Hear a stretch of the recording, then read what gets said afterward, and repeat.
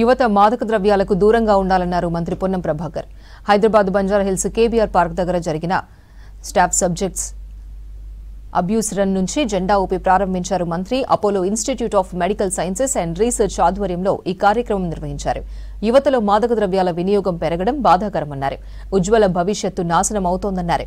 ప్రతి యువకుడు మాదక ద్రవ్యాలకు దూరంగా ఉండాలని పిలుపునిచ్చారు పొన్నం ప్రభాకర్. పెరుగుతున్నటువంటి మాదక ద్రవ్యాల వ్యతిరేకంగా మనమందరం కూడా ఈరోజు ఒక ప్రతిజ్ఞ చేశాం. ఇప్పుడే అదేవిధంగా ప్రజల్లో చైతన్యం చేయడానికి, వీటి వల్ల జరిగే నష్టం పట్ల అవగాహన కల్పించడానికి అపోలో హాస్పిటల్స్ వారు ఈరోజు యొక్క రన్ కార్యక్రమం తీసుకుంటున్నారు. పెద్దలు మనోహర్ గారు,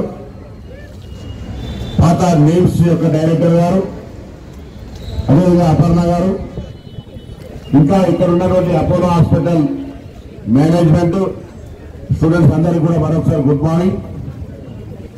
ఈ సందర్భంలో తెలంగాణ ప్రభుత్వం, గౌరవ ముఖ్యమంత్రి రేవంత్ రెడ్డి గారు ప్రభుత్వం ఏర్పడగానే తెలంగాణ యువత భవిష్యత్తు తెలంగాణ లేదా భారతదేశ ఎదుగుదలకు ఉపయోగపడాల్సినటువంటి వాళ్ళంతా మత్తుకు బానిసలై, కన్న తల్లిదండ్రులకు భారమై సమాజంలో పనికి రాకుండా పోతున్నారనేటువంటి ఆలోచనతోటి ఒక ప్రత్యేకమైనటువంటి చట్టాన్ని తీసుకొచ్చి ఈగల్ సంస్థను ఏర్పాటు చేసి ఎక్కడ మాదక ద్రవ్యం ఉన్నా, నార్కోటిక్స్ ఉన్నా కూడా వాటి పట్ల కఠినమైనటువంటి ఉక్కు పాదాన్ని మోపి